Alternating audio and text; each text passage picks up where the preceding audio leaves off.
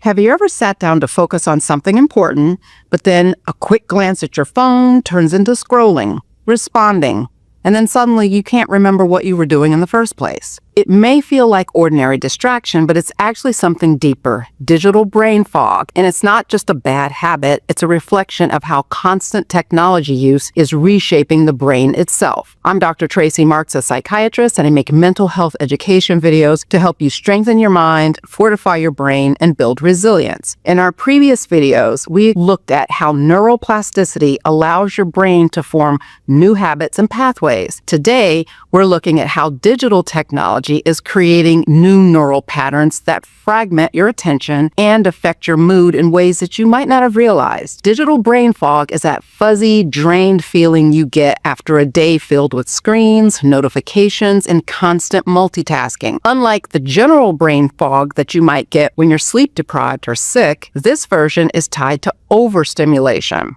Our brains are being asked to process more signals more often than they were designed to handle. And because our attention is limited, we're depleting that resource faster and leaving ourselves scattered. This isn't simply about checking Instagram too much or spending too long in email. The more subtle problem is how the brain rewires itself through repetition. We know from the science of neuroplasticity that the brain strengthens whatever pathways we use most often. If you're constantly switching tasks, juggling alerts, and jumping from one app to another, you're essentially training your brain to live in a state of distraction. Over time, that training makes it harder to settle into deep focus or hold information in memory or even regulate your mood. You might find yourself reading the same paragraph multiple times or walking into a room and forgetting why you went there. So what exactly is happening inside the brain?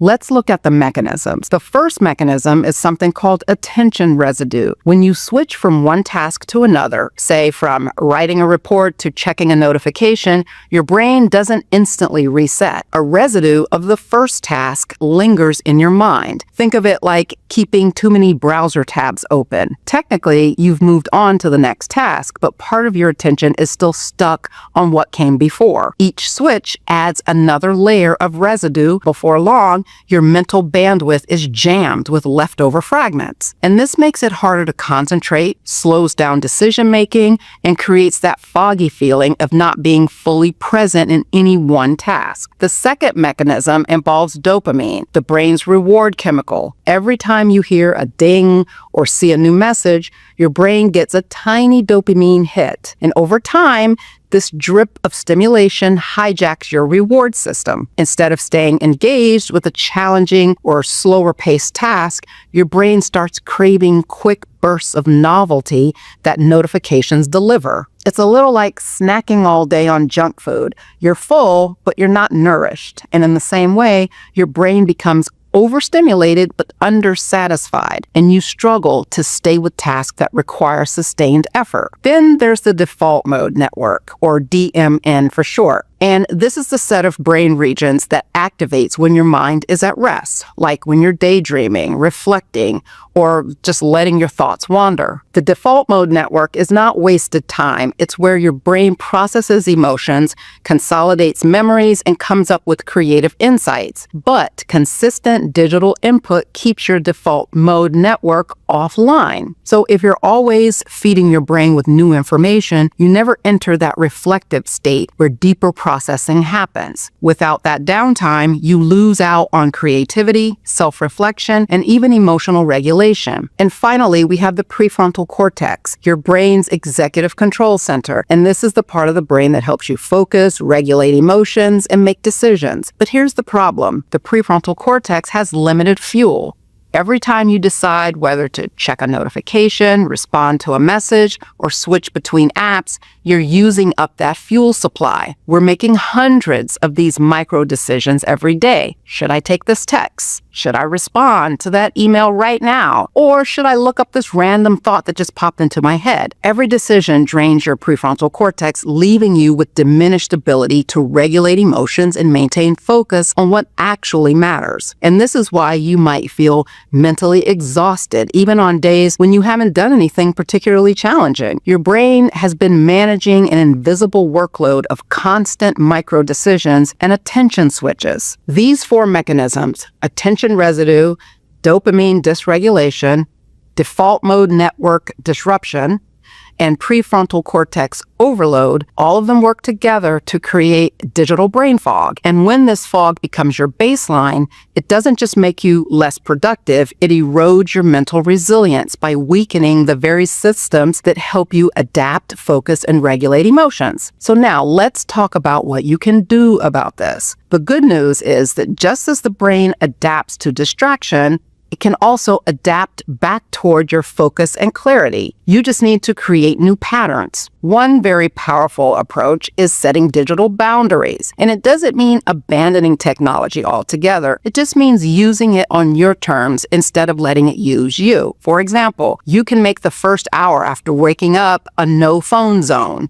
Or you could make the dinner table a screen-free space. These boundaries give your brain recovery time. Think of them as mental quiet zones where your attention can settle without being tugged in 100 different directions. Another strategy is attention training. Just as you would strengthen a muscle, you can rebuild your ability to focus. Did you know that? One way to do this is with short time sprints of single tasking. Pick a task and give it 20 to 25 minutes of undivided attention before taking a brief break. Some people call this the Pomodoro method, but with this you don't need a fancy timer. The goal is to simply practice sustained focus. Over time, this strengthens the neural pathways for deep work, making it easier to resist the pull of the constant switching. Next, you can implement a notification triage system. Not all alerts are created equal. Some are essential, like messages from family or urgent work updates, provided they are really urgent and not just someone being impatient. The rest of the alerts are usually just noise. If every app on your phone has permission to interrupt you, your brain never gets to rest. So go through your settings and turn off all but the most important notifications. Then batch the rest of them. Maybe check social media once or twice a day instead of letting it intrude whenever it wants. This reduces the constant interruptions and retrains your brain to tolerate longer periods of focus. Another helpful tool is creating transition rituals. One of the hardest parts of managing digital overload is moving between online and offline activities. Instead of abruptly closing your laptop and expecting your brain to reset, build in a small ritual that signals this shift. This could be standing up and stretching, or taking 3 deep breaths, or writing down what you accomplished before moving on. These micro transitions act like mental buffers, helping your brain shift gears smoothly instead of dragging that digital residue into the next part of your day. These steps may sound simple, but they directly counteract the brain mechanisms that create digital brain fog. Boundaries give your default mode network room to operate. Attention training clears out the residue and builds focus pathways for you. Notification triage reduces dopamine hijacking, and transition rituals protect your prefrontal cortex from overload. Together, they restore balance to a system that has been overstimulated and fatigued. Now, let's zoom out for a moment. Why does this even matter so much for resilience? Because resilience is more than handling big challenges. It involves how well your brain functions day to day. If your attention is fractured, your memory scattered, and your emotions dysregulated, you're less prepared to adjust when real stressors come your way. Clearing digital brain fog goes beyond productivity. It protects the mental clarity that forms the foundation of resilience. So here's the connection to what's next. Digital brain fog shows us how technology overload affects focus and mood in the moment, but it also interferes with the brain's ability to create follow-through memories, the ones that help you complete a task all the way to the end. That's why you might leave the cabinet door open, walk away from a burner that's still on, or forget to lock the door. In the next video, we'll look at why your brain drops these simple steps and what you can do to strengthen the memory circuits that keep follow-through intact. Here's the takeaway for today. Technology is not going away, and you don't have to eliminate it from your life, but you can use it intentionally rather than letting it use you. Start with one small change, maybe set a boundary around your morning routine or practice a single focus sprint today. Notice how even a little shift creates more clarity. Over time, these small adjustments rewire your brain back toward focus, presence, and balance.